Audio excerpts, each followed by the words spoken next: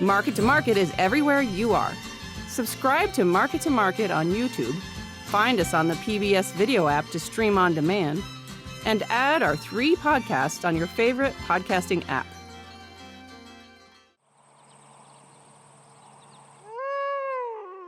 Michigan wildlife biologist Brian Roll keeps a list on his computer of important wolf dates.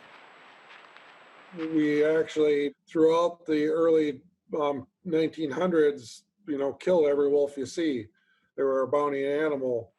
All the way up to 1956, we felt there was probably fewer than 100 wolves in the Upper Peninsula.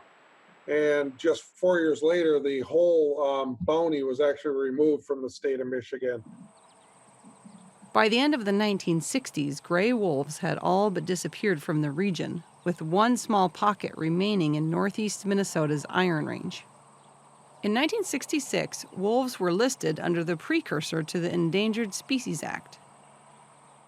As things changed, both ecologically and socially, people started to realize that predators were an important part of an ecosystem. By the 1980s, wolf populations began to rebound across Minnesota, Wisconsin, and Michigan. Roll says exceeding planned population goals should have, at the time, resulted in wolves being removed from the endangered species list. Instead, a series of administrative changes and answering lawsuits meant the wolf's status on the list in Michigan whipsawed, changing 7 times in an 11-year period. In January 2021, the U.S. Fish and Wildlife Service removed all gray wolves, with the exception of the Mexican wolf, from the federal endangered species list.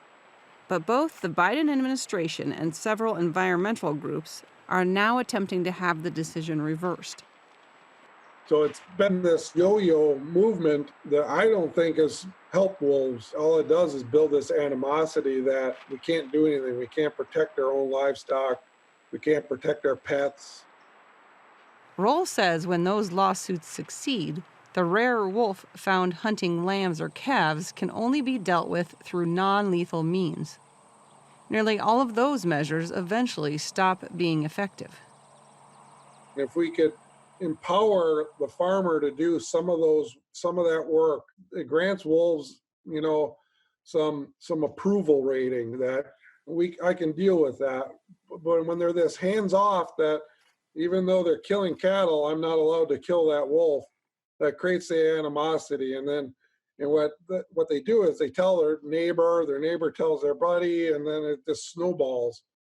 And so people have this belief that wolves are rampantly killing livestock, which isn't the case. 250 miles away in Minnesota, wolf numbers are strong and their territory is expanding. State wildlife officials estimate the wolf population in early 2020 was about 2,700, almost 2/3 of the total in the western Great Lakes region. One research team is getting up close and personal in Voyageurs National Park near International Falls, Minnesota. Their trail camera footage has helped draw attention to the wolves' gradual return. With the delisting, killing a wolf can be an option for resolving problems with livestock, but it must be the solution of last resort. When wolves are causing problems by eating sheep or eating cattle or hunting dogs or pets, which they've been documented to do, no one wins. Right? It's a problem for the owners of those animals. It can be an economic problem. Wolves don't win because often USDA Wildlife Services will come in and trap and lethally remove wolves as well to mitigate that conflict. So I think everyone has a shared interest to minimize that. Wildlife experts have a range of non-lethal options, including guard animals such as dogs, donkeys, and llamas. If those fail, streamers, lights, and alarms could be used to frighten wolves. But none of these work every time. You have folks who raise livestock who think the only good wolf is a dead wolf, and you have folks who absolutely enjoy and are thrilled by wolves on the landscape where they're operating. Cattle producer Keith Carlson is learning to coexist with the wolves, which have returned to his Sandstone, Minnesota farm, about an hour south of Duluth. As a youngster growing up, if we ever heard of or seen a wolf, it was very, very rare. It was probably in the past 20 years or less that we've started to have to deal with wolves that are in this area. There's many producers or ranchers throughout this area that have had wolf problems within the past 10 years. It seems to have gotten even worse. Carlson says the challenges are offset a bit by government reimbursement for livestock killed by wolves. However, the evidence must be clear that a wolf was responsible. Recent years have been quieter, but the summer of 2019 was a tough one for the Sandstone, Minnesota producer. We had 5 confirmed wolf kills, and I'm saying we had 8, but we couldn't prove the other 3. But we do have agencies that work well with us, help verify that it was a wolf kill. Carlson says some Midwest residents felt misled in the past when population goals were met, but it didn't result in delisting. They all came to an agreement, which that's kind of what's frustrating for us.